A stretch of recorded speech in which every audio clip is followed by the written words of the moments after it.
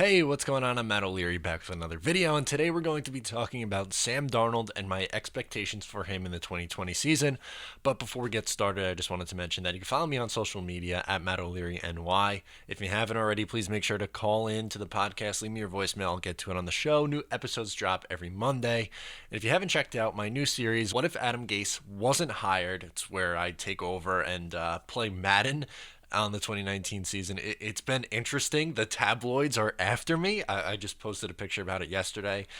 New episodes are going to be Tuesday and Thursday, so I'll have video up for that. We're about 5 games into the season. I'm 2-3 right now, and we'll see where it goes, but it's been a lot of fun. So what I wanted to do, I'm going to start with Sam Darnold, obviously most important position on the field, and go around, not every day. We're going to change it up a little bit. I'm going to do, obviously, other videos as news comes out and stuff like that, but I want to start to get into expectations for each position, and obviously, I'm really hoping we don't see Joe Flacco or David Fales this year, so I'm just going to talk about Sam Darnold, but when I do running backs, wide receivers, I'm not going to do one player at a time. I'll do positional groups and expectations and go through each one of those guys. So last year, Sam Darnold had a 61.9 completion percentage. He threw for just over 3,000 yards, 19 touchdowns, 13 interceptions, a 6.9 YPA, and an 84.3 quarterback rating or passer rating, however you want to say it.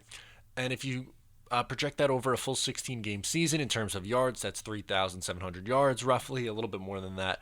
23 touchdowns and 16 interceptions. Obviously, he only played 13 games. We want to look and see what that would have looked like over a full season. So Darnold got a little bit better in year 2. It wasn't a significant step forward, but with a revamped offensive line and some changes at the positional groups like wide receiver and running back, and hopefully you're getting Chris Herndon back for a full year, I think we could expect to see Sam Darnold take another step forward.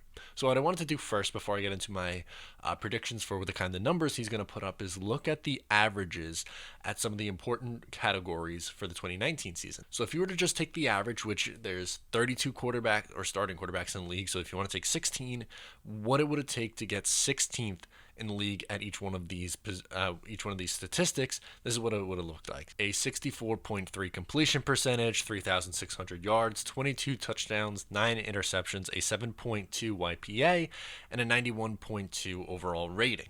If we took Sam Darnold's projections from last year, he would have been over in yards, touchdowns, and unfortunately a little bit below average in terms of YPA and in terms of interceptions. Like I said, with a revamped offensive line, I think we see Sam Darnold's numbers take a little bit of a step forward.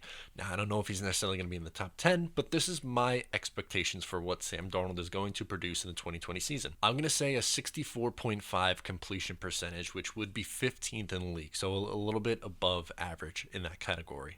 That'd be a decent sized jump forward from 61.9, and I definitely think it's something that's a little bit reasonable. In terms of yards, like I said, he's on pace for 3,700. I think that number trends upwards in 2020, so I'm going to say he throws for just over 3,800 yards.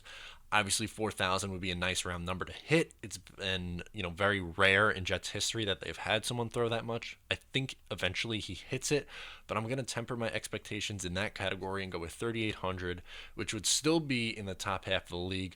That would be 15th as well. For passing touchdowns, I'm going to say 26. He was on pace for 23, but in a better situation in terms of offensive line and the weapons around, I'm going to say he gets 26 touchdown passes. Would it surprise me if he threw for more? No. Would it surprise me if he threw for less? Yeah, I guess so. I really think he should hit 25 or more touchdowns this year. I'll go with 26. That would be 8th in the league if you were looking at last year's passing touchdown numbers. For interceptions, I think he gets better in this category, but I don't see him as someone who's going to throw single-digit interceptions in a season. That's just not his style. He's someone who's going to take risks, so I'll say he throws 12, which, again, is going to be a little bit below average. 9 was the average. Like I said, I don't think he's ever going to be someone who's going to throw single-digit interceptions. I would like that to be the case, obviously, but he's someone who is willing to take a little bit of a risk. I think we see those risks reduce. Obviously, he was on pace for 16 interceptions last year. I think that number comes down to about 12, and he's going to be someone who falls usually between 10 and 13 interceptions in a season. That's just my guess. YPA, I think, takes a step forward, and I think we're looking at something like 7.5. That'd be enough for 14th in the league based on last year. Again, he's been at 6.9 over the first 2 years in his league. I think it takes a little bit of a step forward, better offensive line, more time to throw, more passing yards. all this leads to a better YPA. And finally, for passer rating, he was at about 84 last year. I think this jumps up to about a 92.5, which would be good enough for 13th. That is fine. To me, if he's above 90, I think you're in pretty good shape. Do I think he's going to be in the top 10 in passer rating? I'd be pretty surprised, honestly. But I think he is primed to take a step forward. And all these numbers that I've laid out there for would be put him at somewhere around the middle of the pack, which I think is fair expectations in the circumstances that he's in. Again, he doesn't have the best offensive play caller. We know that for a fact. He also doesn't have the best skill positions around him, but there is talent here. I think he's going to be able to do enough to put up average quarterback numbers in this league, maybe with a new head coach, an offensive play caller, and some better weapons around him. We see those numbers begin to trend up even more. He's still young. He's only 23 years old. I don't think this is going to be the cap for Sam Darnold, but I just expect him to take a little bit of a step forward and trend towards being a top half of the league quarterback, maybe closer to top 10.